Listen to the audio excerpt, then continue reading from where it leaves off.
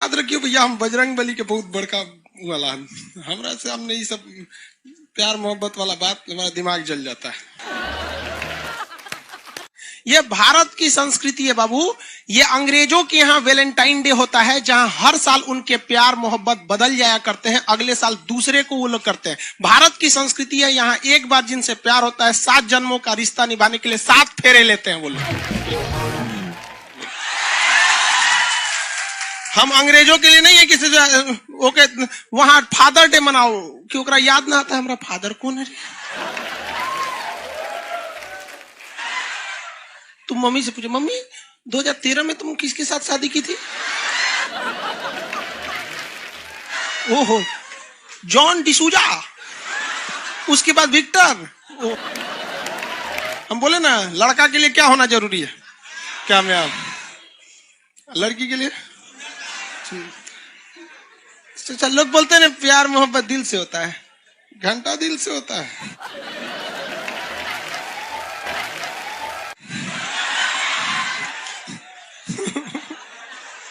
अगर प्यार दिल से होता तो सारा ब्यूटी पार्लर बंद हो चुके रहते।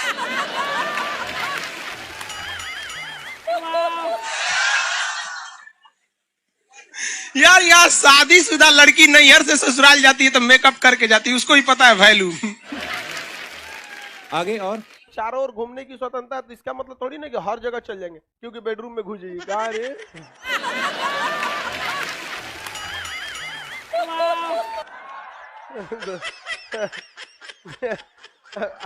आज जाके कह दीजिए खान सर बोले थे चारों ओर घूमने की स्वतंत्रता के कचर के मारेगा आपको।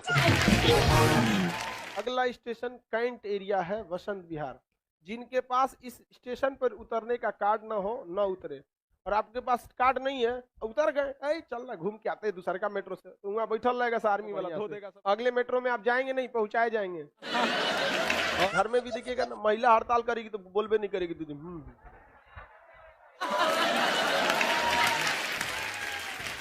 सुपनेखा भी तो महिला थी नहीं थी, और हम लोग से ज्यादा चरित्रवान खुद भगवान लक्ष्मण थे। उनको नहीं पता था कि डिसिप्लिन क्या होता है, नकिया काट दिए थे। सुपनेखा का नहीं पता है। देखो लड़कियों की मेमोरी को लोग मजाक उड़ाते हैं, लड़कियों को आज भी वो बात याद है कि सुपनेखा जो प्रपोज की थी तो नाक काट लिया गया। कोई लड़की नहीं करेगी प्रपोज, उसी समय से डरी हुई है। ये डर उनके डीएनए में घुस गया है। कौन जी कहती है नहीं सर, कौन लड़की करती है प्रपोज? इस सबको समझो नहीं आता है कहां बोलना चाहिए कहां नहीं बोलना चाहिए। नहीं सर, तेरे नाम मूवी देखे, मारता है उसको चोट कहां तक चल जाता है, अंदर तक, ले गायब हो गया। गजनी देखे, हाँ मारता है तो क्या हो जाता है, पूरा उसका ब्रेन गड़बड़ा जाता है। समझा गया कि नहीं? गल बहुत खतरनाक, दोनों ससुरा पिटाया सब लड़की के चक्कर में। प्यार करने से पहले अंजाम देख लो, यकीन ना आए तो गजनी और तेरे नाम देख लो। एक्चुअली मैचिंग भी है। क्या जरूरत है भैया पिटाने की, इतना मेहनत से भगवान ने ब्रेन दिया। आप लोग जीवन भर मेहनत कर करके इसमें डाउनलोड करते रहते हैं, कभी फिजिक्स, बायोलॉजी, केमिस्ट्री, कोनो लड़की के चक्कर में फोड़वा के चलेंगे। क्या हो गया? लाइव वाले सब समझ रहा है, हाँ ये लाइव वाला भी बहुत होशियार है, ये उधर हंसता है सब। ये कैसे हंसता है सब पता है? इमोजी बना देता है।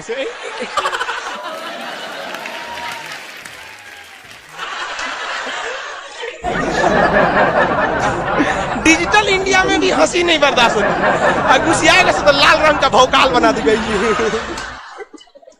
कब कब बैच लेट हो जाता है ना, गुस्सिया कैसे बोलता है सो। ओए खत्म हो गया। टफेस्ट एग्जाम है इंडिया का, यूपीएससी। उसकी 2.5 लाख की फीस को हम 7,500 में कर दिए, और सेम बहुत बढ़िया, वेरी गुड। और इंडिया के सबसे बेस्ट टीचर के साथ जो भी हैं वो अपने सब्जेक्ट में उससे बेस्ट इंडिया में कोई नहीं। और इतना के बावजूद ऐसे हम लोग को लगता होगा 7,500 बहुत कम है। एक लड़की ने कहा कि सर शाम वाले बैच को ना मॉर्निंग में कर दीजिए, हम कहे बाबू तो इतना सबके इंडिविजुअल से तो बेस्ट ट्रांसफर नहीं, तो क्या प्रॉब्लम है? उसने कहा ना, शाम में हमको दूसरे के यहाँ बर्तन मांजने जाना होता है। तो हम लोग को लगता है कि जितना ये तकलीफ इससे कई गुना ज्यादा है, और कई बार तो ऐसा लगता है कि वो भी ना ले। एक लड़का बेचारा नदी से बालू निकालता था और वो बालू को भरता था, फिर नाव बालू को किनारे लेके बेचती थी, और वो बालू भरता था, उससे मेरी फीस ले आया। हमारा हाथ कांप गया, हम कैसे फीस ले लेंगे यहाँ पर। बहुत बढ़िया।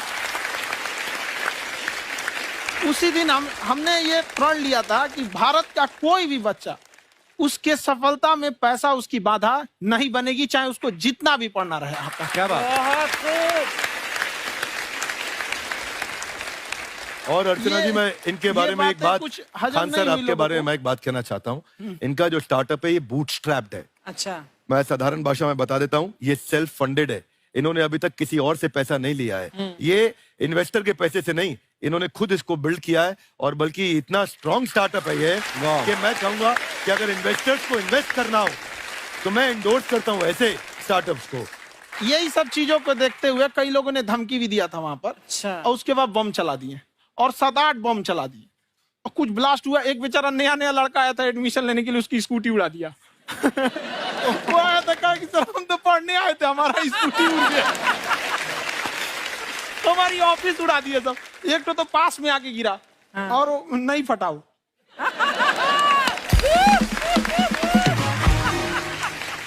बाद में बहुत सारे लोग धमकियां दिए, लेकिन कहते हैं ना, सूरज कितना भी तेज चमक ले, समंदर नहीं सुखा सकता। वाह वाह वाह, क्या बात है। मैम एक्चुअली ये फीस कम करने का एक और रीजन है। 2.5 लाख 3 लाख की जो फीस में सब लोग पढ़ाई अफोर्ड नहीं कर पाते, इसलिए वो कुछ ही लोग अफोर्ड कर पाते हैं, तो उनका मेंटल लेवल तो बहुत ऊपर चला जाता है। लेकिन एक पूरे देश का मेंटल लेवल थोड़ा सा स्टेबल नहीं हो पाता। तो जब फीस कम रहेगी तो हर वो लड़का तैयारी करने के लिए आगे आएगा जिसका सपना है देश के लिए कुछ करने का। सीटें लिमिटेड हैं, उन्हें को मिलेगी, लेकिन जिन्हें नहीं मिलेगी उसे मिलेगा देश का एक जिम्मेदार नागरिक। तो इस देश को बदलना। क्या बात है। हम लोग विश्व गुरु कहे जाते थे, क्यों? क्योंकि दुनिया से लोग हमारे यहाँ पढ़ने आए थे। चाइना से ह्वेनसांग आया, फायान आया, आज कोई नहीं आता है। हम लोग का उद्देश्य एक समय आएगा जो फिर आएंगे यहाँ पढ़ने के लिए। क्या बात है सर। पर आप देखो अर्चना जी, सबसे ज्यादा IPS IAS बिहार से निकलते हैं। आप देखो पढ़ाई लिखाई में पॉलिटिशियन बहुत बड़े बड़े निकले हैं, तो ऐसा नहीं है, हर जगह ऑप्शन भी नहीं है वहाँ पे, इंडस्ट्री नहीं है, खेती करेगा तो कोई खास वो नहीं रहे, ऑप्शन भी नहीं है। सही बात है। बिहार की मिट्टी में एक चीज है, जिद तो बहुत जबरदस्त है। कुछ भी नहीं रहेगा तो सब कुछ पाने का उसको जिद रहेगा, करके भी दिखा देगा। कर देंगे हम आपको।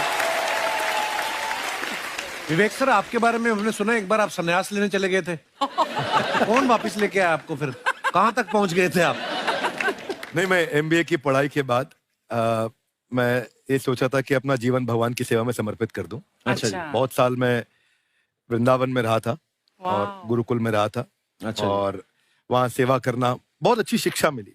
मैं बोलता हूँ मेरी असली MBA वही थी, मोस्ट ब्यूटीफुल एसोसिएशन। वाह। और मैं वहाँ भगवत गीता पढ़ी, जहाँ मुझे गीता से लगाव हुआ।